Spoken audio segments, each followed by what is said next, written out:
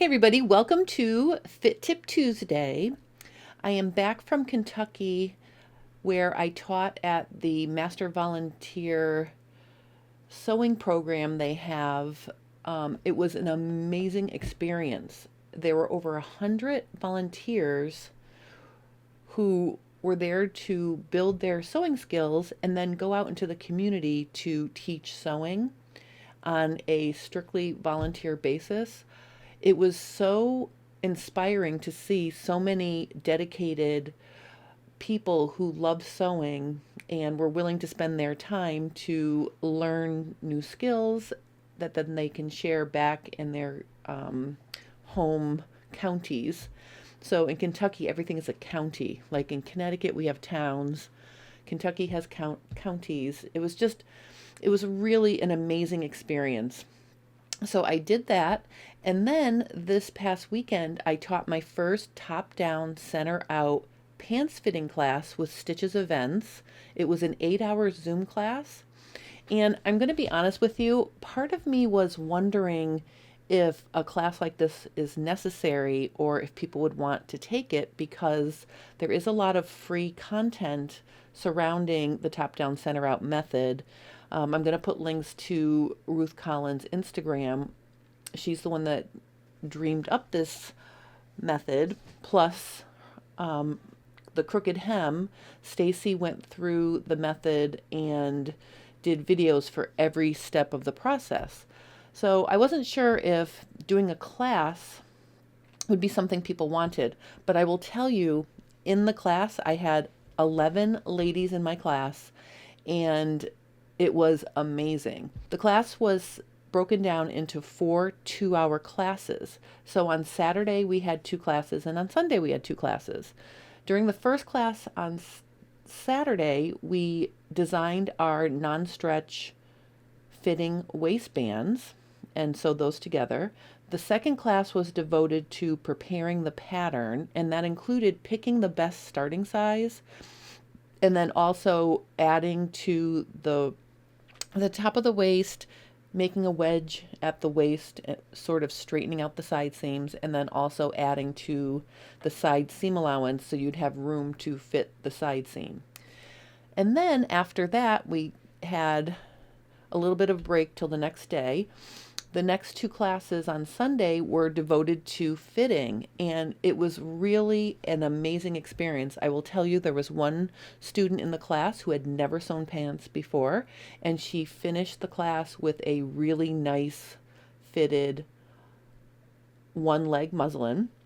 And I had some other students in the class who were a little bit more experienced with pants fitting, and they actually had time to sew together their completed 2-leg muslin with wonderful results.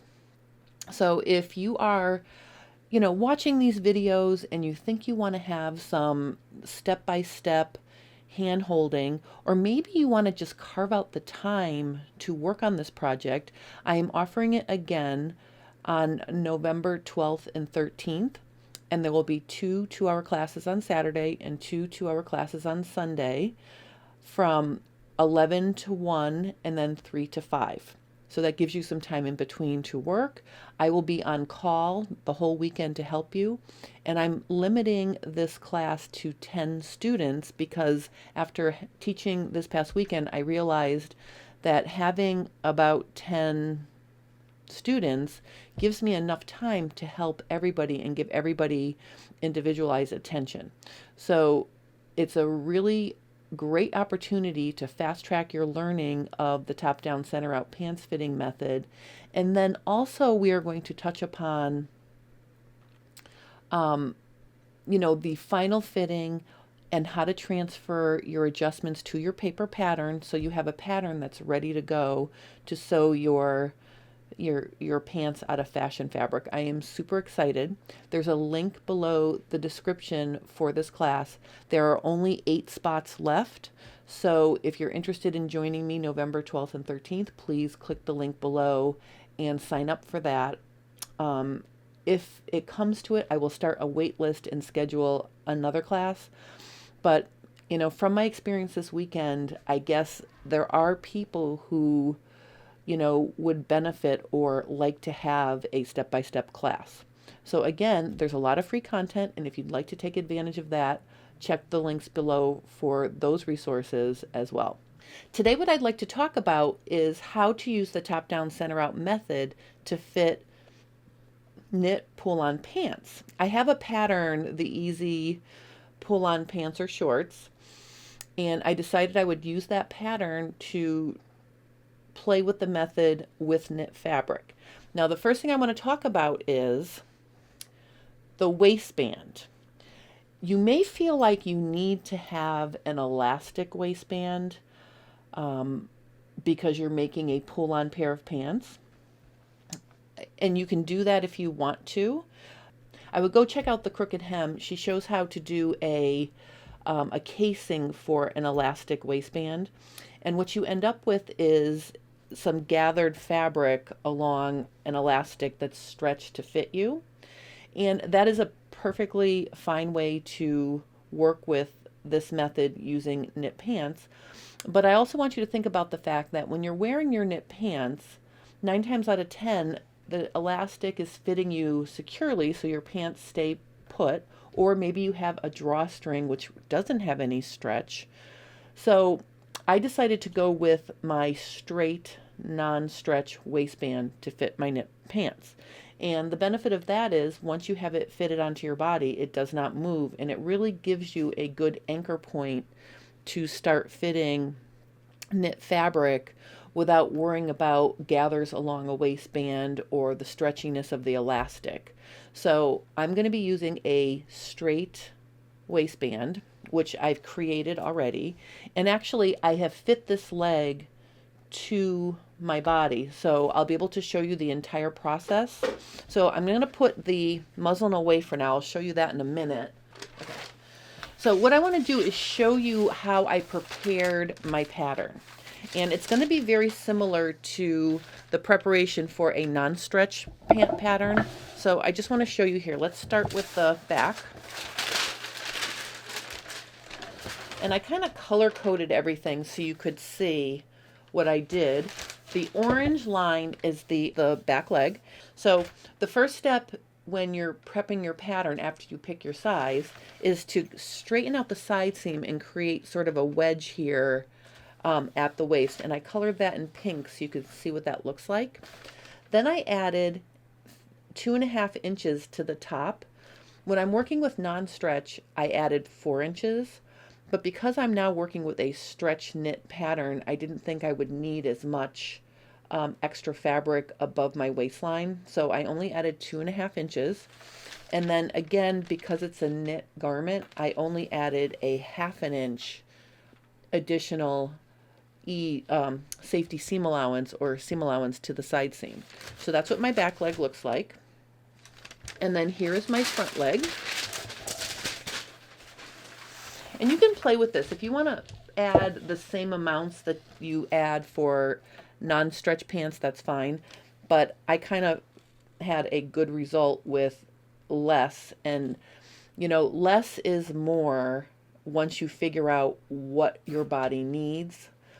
So if you have 4 inches of knit flopping around the top of your one leg muslin, that can get to be a little bit of a pain to keep track of while you're, trying to fit your knit pants. So, maybe consider, putting a little bit less.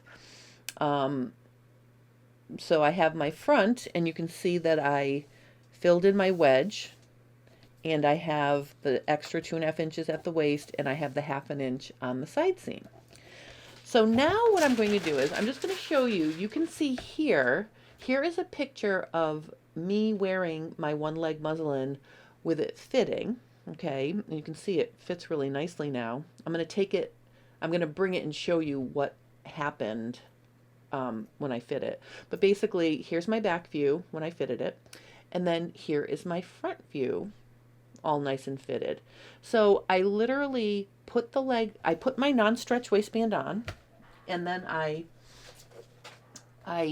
put just one piece of Velcro on the center back seam allowance. And let me show you what this looks like here.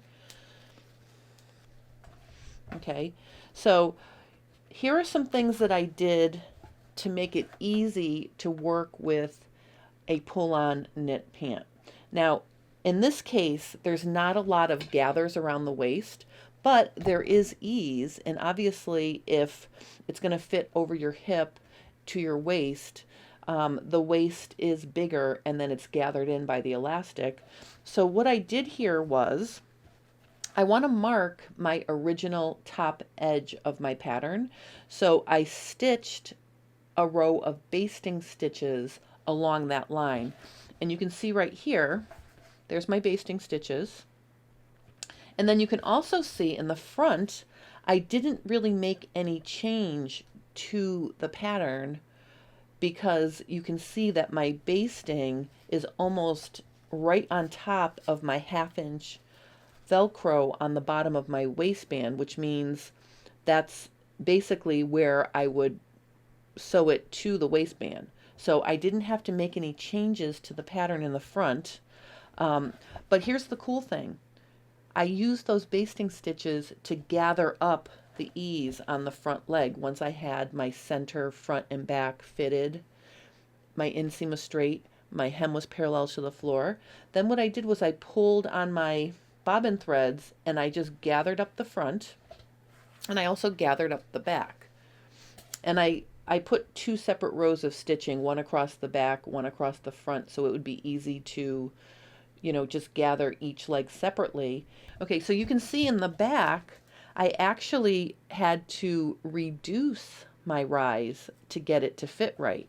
But basically, you can see by measuring from the top of the fabric to where I pinned, this now measures 3 5/8, and this measures 3 at the side seam. So that means I pulled up my back an extra 1/2 inch at the side seam, and then I blended to pulling it up 1 1/8 at the center back. So I thought that was kind of interesting. And here's a fun thing. So if you use basting stitches to mark things on your knit fabric, you can take that out. You can use this as one of your finished knit legs. So after I finished this fitting process, I actually put a pair of the knit shorts that I made in a previous class on, and I stood in my double mirror and I looked at my back view, and they fit okay. They're not embarrassing, but when I pick up the back, center back seam, that little bit, like that little inch, they actually fit better. I mean, I think working with one leg gives you a lot of information, that you can see better without it being sewn together at the crotch. So I am going to adjust my pattern now, and I'm just going to show you quickly how to do that. So from this point in the process, what I'm going to do here is I'm going to start in the back. Okay, so here's my back pattern piece.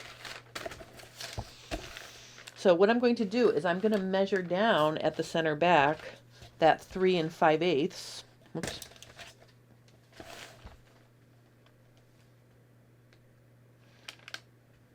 3 5/8. So I'm going to measure down 3 5/8, and I'm going to mark, and I'll mark that with a different color. Let's see, we'll use the blue. So 3 5/8 there.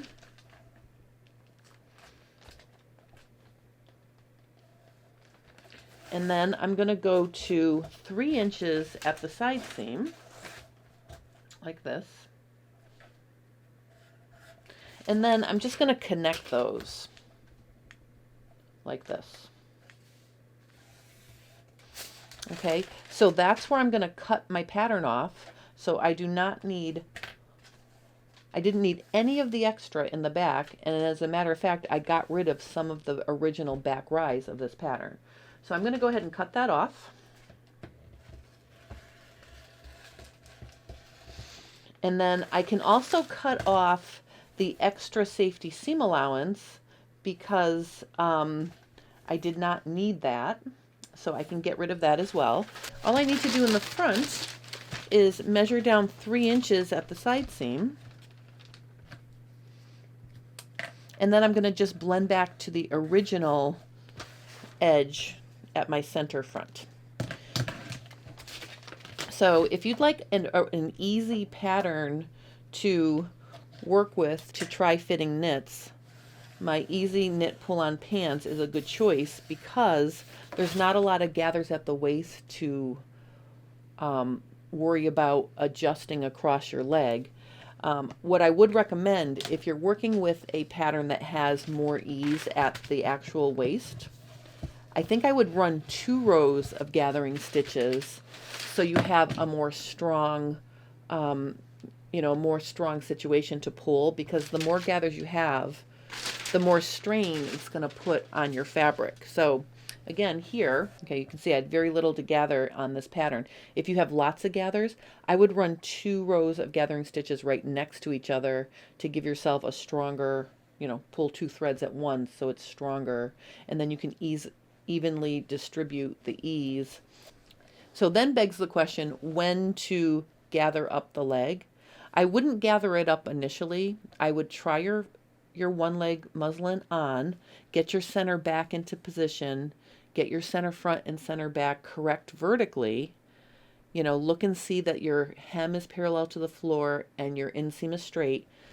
Then start to fit at the side. Once you've got that, you can take it off and you can add some pins, and then you can gather up the ease that's hanging around your fitted waistband. That's the other benefit of working with a waistband that's fitted onto you.